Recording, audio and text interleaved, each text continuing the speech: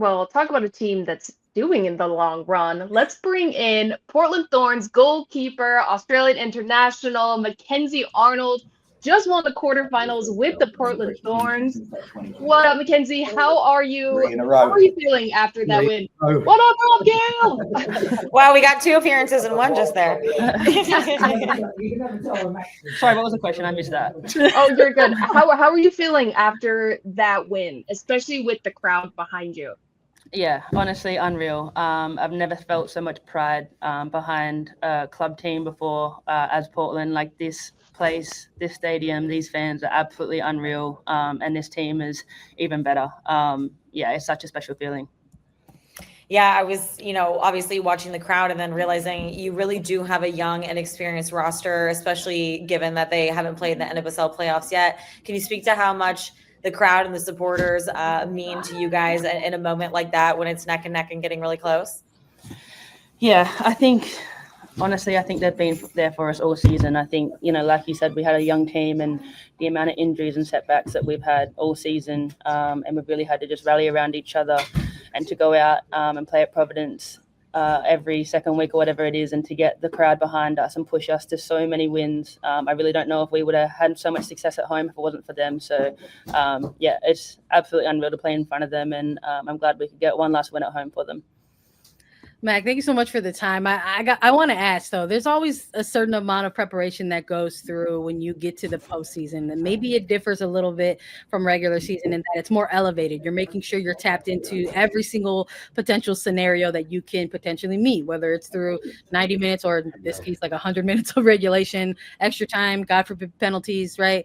Talk to me about like maybe flipping the script. Well, how did this game actually feel to you in the moment versus how you all were preparing for it?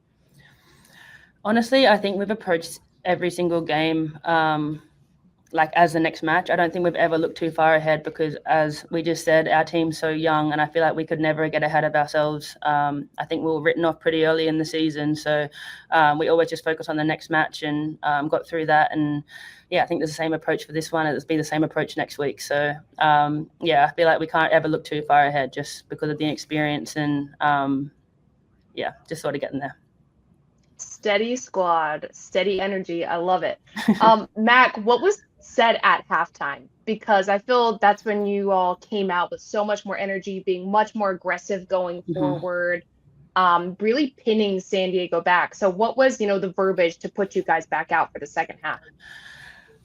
I think we sort of went in and we knew we weren't good enough in the first half, but I think the way we defended and the way we held them out, I think really pushed us to sort of just focus on the attack. We knew that we could keep them out for 45 more minutes, but we needed to turn on the attack, and I think that's what we did, and we pushed them further back, and tried to get the line higher, so we weren't just sitting ducks in our half. So yeah, I think we really turned it on, and honestly, if it was win or lose, this is going to be our last half of football at Providence Park. So we just sort of put it all out there, and yeah, thankfully it paid off.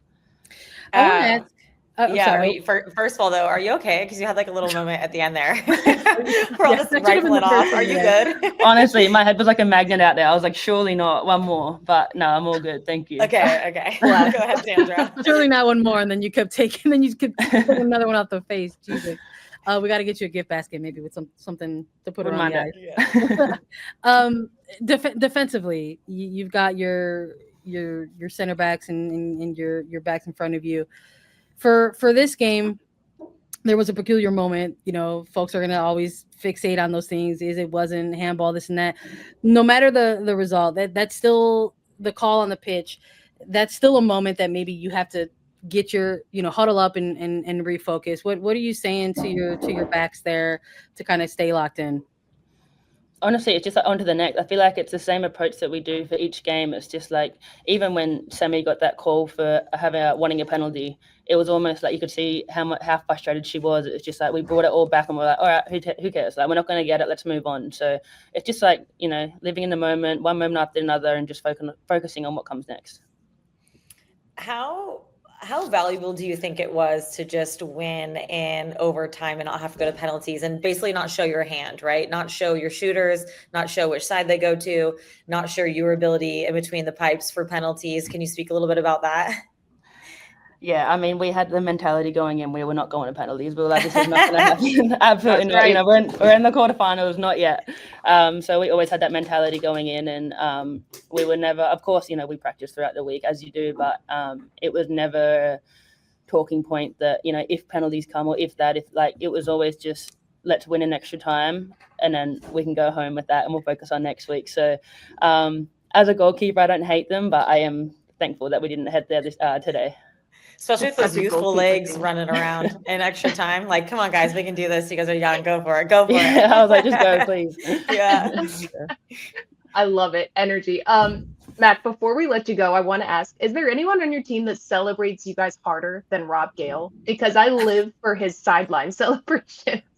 Honestly, I think it was the halftime of extra time, and he came over to me and he was just saying all this shit, and I was like, whoa. I was like, you calm down. But yeah, he's just as hype as the fans always are. So sometimes it's great. Sometimes I'm just like, whoa, like that was a lot. But yeah, at the end of the day, he supports us. One of our biggest fans. So appreciate it. Oh, I love that. Well, we're a big fan too. Mac, congratulations. We'll let you go celebrate with your team. Thank you, guys. Appreciate it. Thank you so much. See you soon.